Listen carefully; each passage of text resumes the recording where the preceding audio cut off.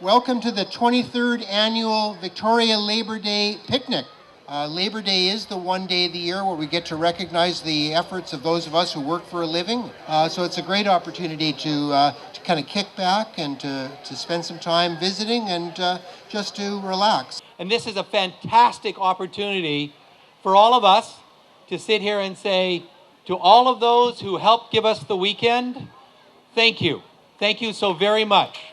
You know, those in the labor union, obviously you have a job, and your job is to fight for your workers' rights. It's a job for you to fight for your workers' wages and your working condition.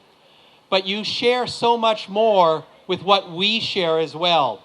You share a concern for the farmer and the single mother. You share a concern for working conditions of everyone. You share a concern that we all share these concerns to make life better for all of us, for all of those that do the labor in the city, in the province, and in Canada. So on behalf of all of us that are in the political field who work to make things better, we want to thank you for the assistance that you give us. Sisters and brothers, I'm very, very happy to be here. This is the 139th Labor Day celebration in Canada. This is the day that we celebrate the contributions and solidarity of workers all across this country. And the unions that have represented workers have a lot to be proud of. After all, unions are the ones who brought us the weekend, including long weekends like this one. But unions have also dramatically increased the wages and benefits of workers, shortened the work week, and made it safer for people to be on the job. Those higher wages meant a worker could raise their kids, buy a house, pay off their mortgage, take vacations, help send the kids through college, and retire with a modest but livable pension. Both union and non-union workers saw their lives improve because the things that we won at the bargaining table as union members was usually matched by non-union employers as well. Unions also led the fight for the social programs that we take for granted today: public health, education for all, childcare, unemployment insurance, and the Canada Pension Plan. And yes, I still call it unemployment insurance because it's for you when you're unemployed. Today we also celebrate organized labor and the contribution that they've made to British Columbia. You know, many people, and probably you've been seeing it on social media over the last few days, to remember the 8-hour workday, today Labor Day, a statutory holiday, safe working conditions, the list goes on, that are contributions that organized labor has made to all of us as British Columbians, not something that simply organized labor benefited from. In fact, we all benefited from. But what people often don't think about is the fact that organized labor is also making a huge contribution to making British Columbia a more fair and just society.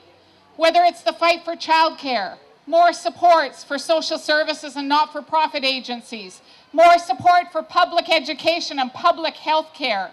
Those are contributions organized labor is making on all our behalfs, and we want to say thank you from all of us today on this day, this Labor Day.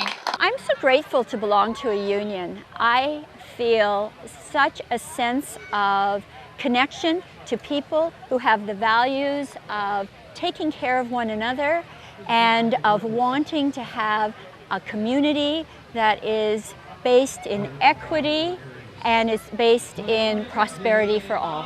This is the CUPE display here, CUPE, the Canadian Union of Public Employees. We're the British Columbia division with approximately 80,000 members in British Columbia, if you count our HEU brothers and sisters.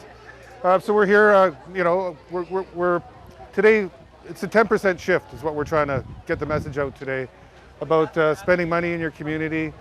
The more money we spend in our community stays in the community for the people that work and people that live in our community. You know, we're a union that we find that businesses in our community are important to our community. The economics in the province it's very important, community by community. We don't need to go to the big box stores if we could save money, walk down the street, get it at the local grocer. The Labour Council represents about 25,000 affiliated members, and in the coming months we're really going to be pushing the issues relating to local elections. This is the triennial municipal elections, so all municipal governments and school boards will be up for re-election this November. The Labour Council tends to play a fairly active role in encouraging candidates who represent the interests of working families to stand and to run for office, and we'll be certainly doing that over the coming months. Well, I feel the importance of Labor Day for our community and anybody's community is so important, especially what's been going on right now with unions and the downsizing of jobs. And we were just talking to a fellow about the downsizing of BC Hydro right now and how we're losing jobs, like hundreds and hundreds. Even though companies are making huge profits, they're still downsizing. And we wanted to lend our support to what's going on in our community. And the meaning of Labor Day for me, it's a time to get together and have some fun. I think that a lot of people see people in labor as every time you get together you're protesting something or you're angry about something, and I think Labor Day is a time for us all to come together, celebrate each other's victories, and just have a good time together. And I think that's really important, not to be fighting all the time. You need to have time to have some fun too. It means to get out, to inform people, to make people aware of what a union is good for, who we work for, and how we can help make this a better province and a better country.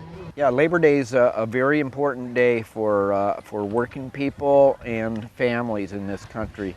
It's a day that we recognize the accomplishments that unions have from the past, and they're more critical now than they have been in some time, as there's a pushback from the neocons to take back the hard-fought victories that union people have won.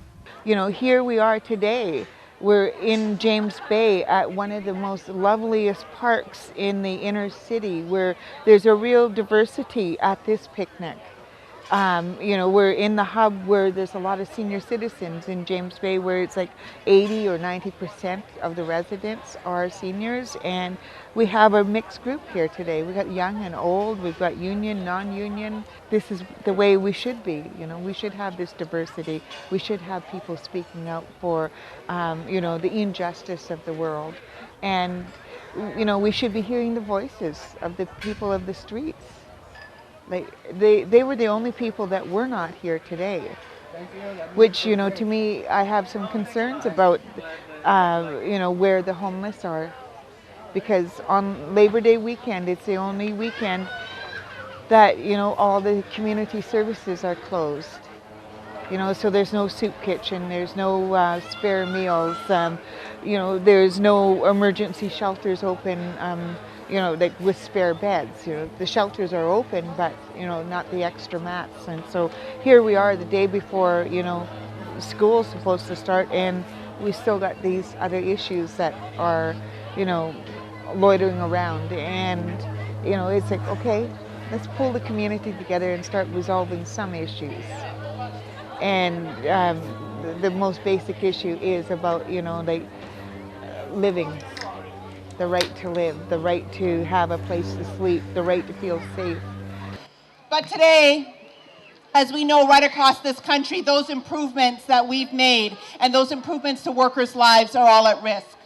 And now, as we celebrate Labor Day, we have to ask, what has gone so terribly wrong in this country? Today, an average family needs at least 2 jobs just to get by, 2 full-time jobs. 1 job doesn't pay the bills anymore. We've lost our weekends. We're losing our pensions. But even there, getting a decent job is tough. More low-paying, part-time, precarious, casual Mac jobs are on the line more than ever. So keeping our jobs right now is also very difficult. The regular recession our world economy faces has meant unacceptably high unemployment rates. Yet big business profits are astronomical. Corporate greed has totally displaced human need, and not just here in Canada, but right around the world. Post-secondary costs are huge, with students graduating with major debt, but finding a job without that education is very, very difficult. And the hopes for a happy retirement have turned to fears of living in poverty. 1.6 million seniors barely survive on under $16,000 a year, which is a sad commentary on how Canada treats those people who have built this country, those people who have worked very, very hard and also continue to build this country. What happened to the lifestyle that most workers in Canada could celebrate in Labor Days past? One answer is that workers have suffered through over 30 years of wage stagnation. That means that after inflation, real income barely exists at all.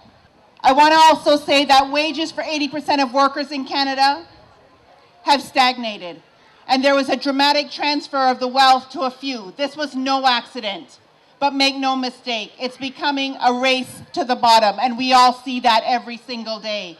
We have represented workers as a labor movement with pride over the most challenging situations, and we will continue to represent them with those prides because we're living in even more challenging times. And in fact, despite being put under increasing pressure from employers and hostile governments, our labor movement continues to grow and continues to benefit our members. Labor is on the offensive, and that's where we need to be, not on the defensive. We're advocating very, very strongly for a dramatic improvement to the Canada Pension Plan so that every single worker can retire with dignity, with respect, and with some sort of security. We're demanding universal, accessible, affordable childcare for all. And Labour continues to stand up for the protection of human rights for all Canadians. We need to keep pushing the envelope. We need to keep fighting for better conditions. We need to make sure that working people benefit from everything that we have fought for so hard for in this country. We say on this Labour Day, it's time for not just union members, but all workers in Canada, all working class in Canada, to demand these changes. Because if we don't start standing up for ourselves, nobody is going to do that for us, and we will take an even bigger hit in the future. That's why the Canadian Labour Congress has joined with seniors groups, student organizations, and others to call for significant improvements to the Canada Pension Plan. This Labour Day, we need to keep up the fight. We need to make sure that our children and grandchildren will enjoy an even better life than the one we did. That's exactly why workers first celebrated the first Labour Day in 1872, and that's why it's just as important today. I am exhausted by the tax shifts from business to individuals, and I would like to point out that this tax shifting is not working.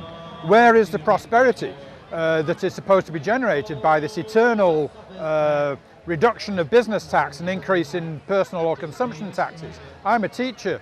Mr. Abbott just last week clearly said there would be no money for teacher salaries, no money for increased benefits, and he'd send us and he'd legislate us back to work if we went on strike.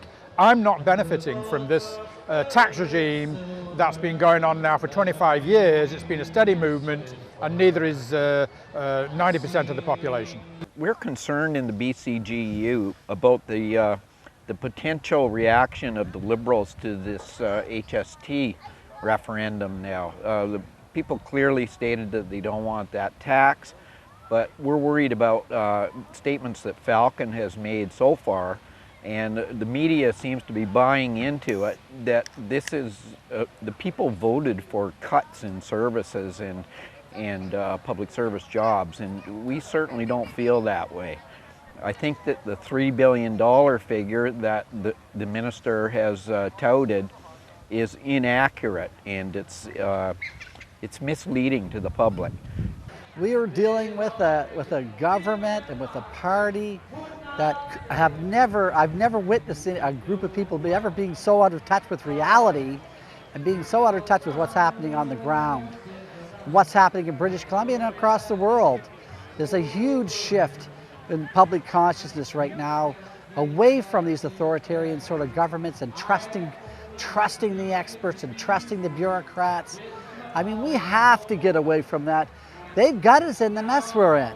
Why are we relying on these corporate experts for anything these days? Because obviously they're not looking out after the best interests of the public. We will have done half of the 5-year agreement by the time we're ready to ditch the HST. Therefore, the $1.6 billion should in fact be negotiated down to $0.8 billion. Now there's another $1.4 billion to make up his total of $3 billion, and this was to be a revenue neutral tax. Well, clearly it's been exposed as a cash cow, and it was a shift of taxation from corporations onto the consumer. Never thought that was a good thing, and now we don't feel that the public should suffer service cuts and that the public service should suffer job cuts.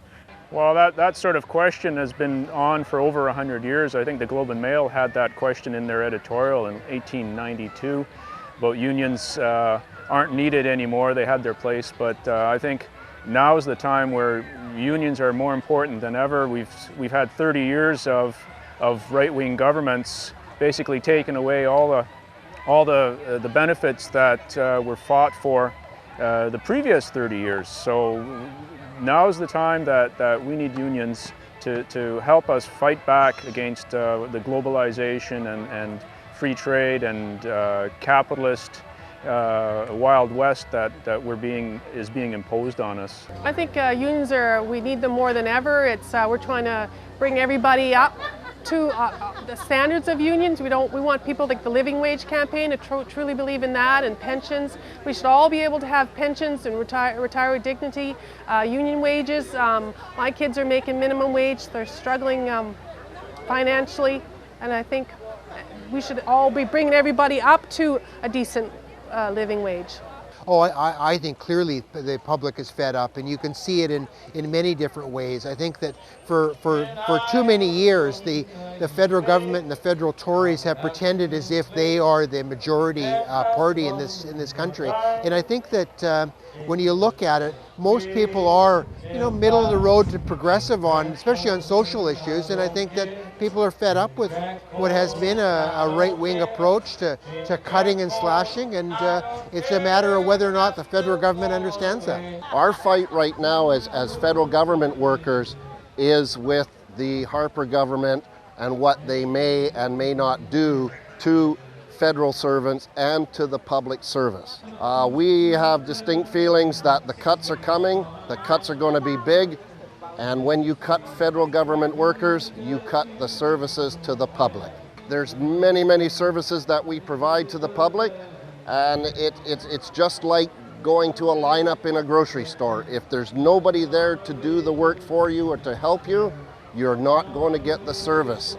And the federal government workers, we provide numerous services to the public, including everything from fixing ships to doing your income tax returns, and to providing services like Veterans Affairs, pensions, and things like food inspection. Right now, Agriculture Canada is taking a pretty big hit, and that means that there may not be the people out there that will be inspecting the food that you need inspected. I think that what we saw with postal workers this year is a bit of a resurgence in people being prepared to having to go to the picket lines to fight. It's something that people do need to fight to stand up for their rights, and postal workers did that. Unfortunately, the federal government chose to legislate them, but I think it was still an important battle, and it shows a bit of a resurgence in people being prepared to fight. I think Canada Post has got to realize we're a public service. We're not a corporation that's supposed to be making mandate. That's not their mandate to make money. It's to put what the millions that they made in profits for the last 16 years, they should be putting that back into service, hiring people and moving the mail. That's what our job is to do.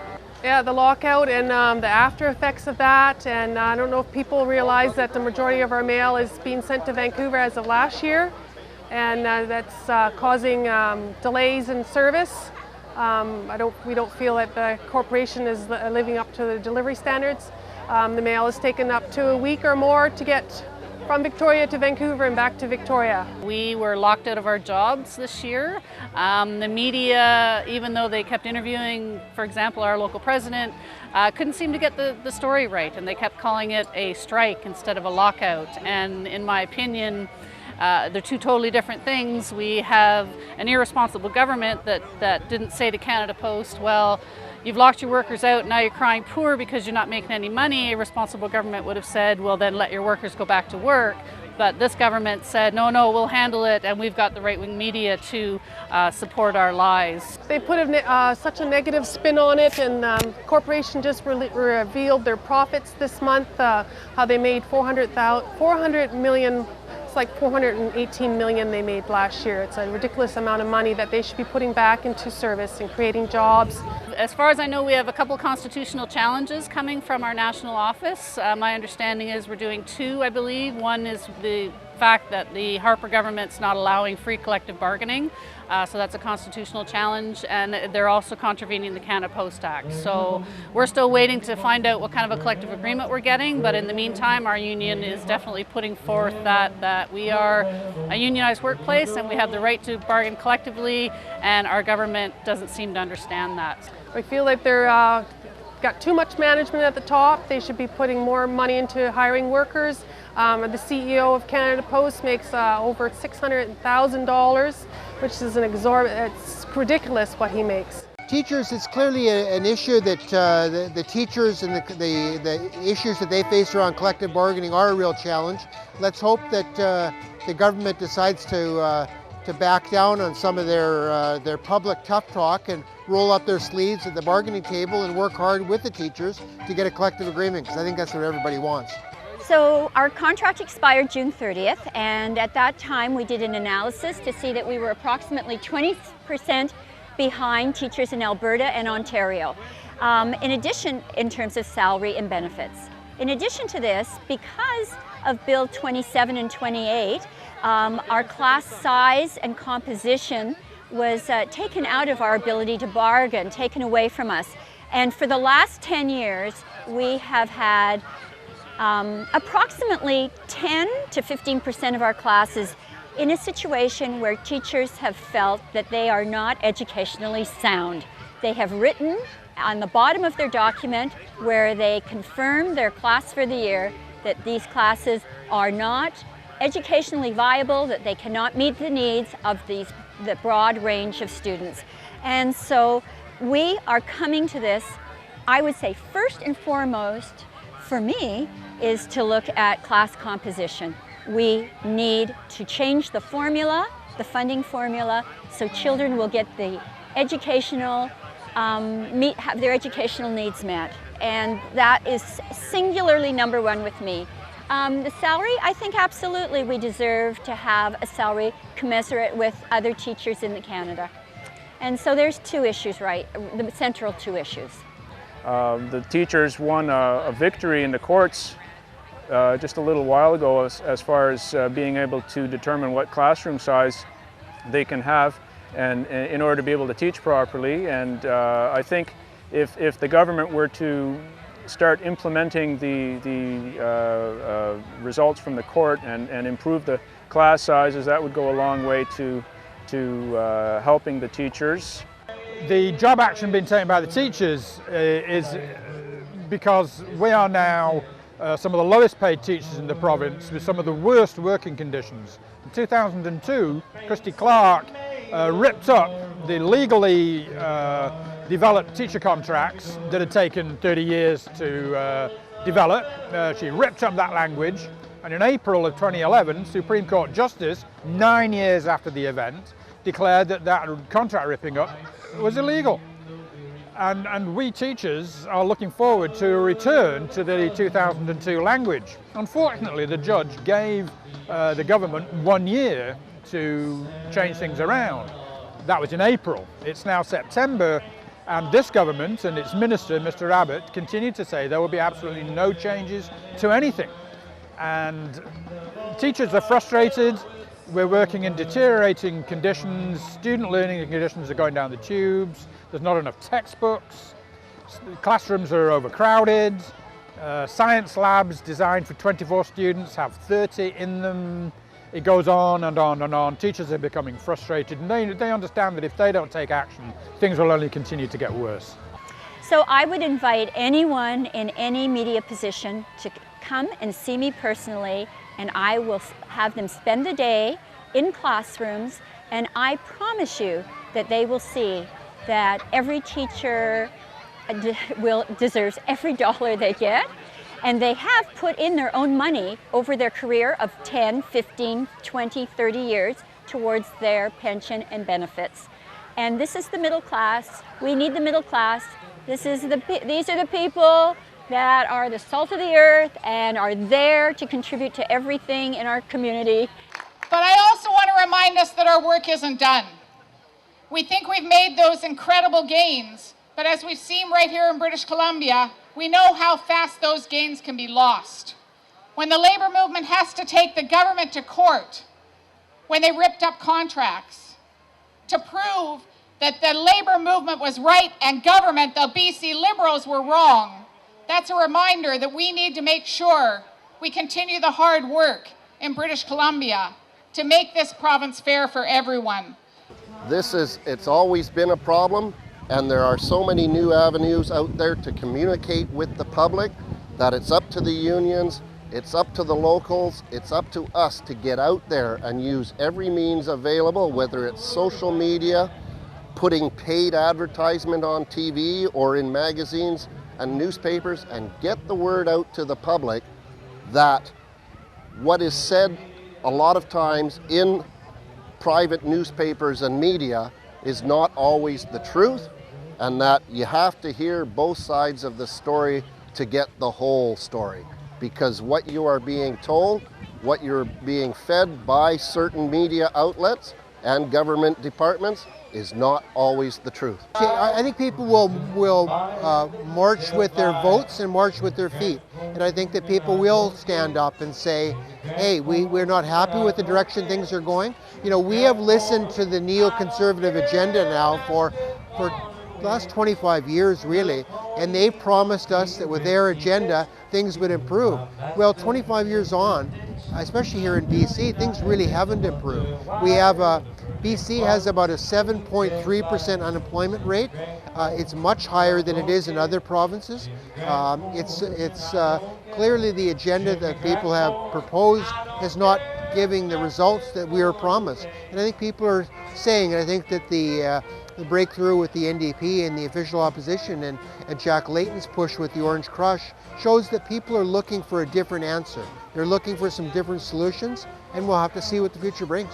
Well, whether it's postal workers or the teachers or whatever, I think we need to do a few things. We need to make sure we talk to each other, come to things like this, because we're all suffering with the same things, and if the government and corporations are allowing to compartmentalize our issues, then we forget that we're all going through similar things. So talking to each other is one thing.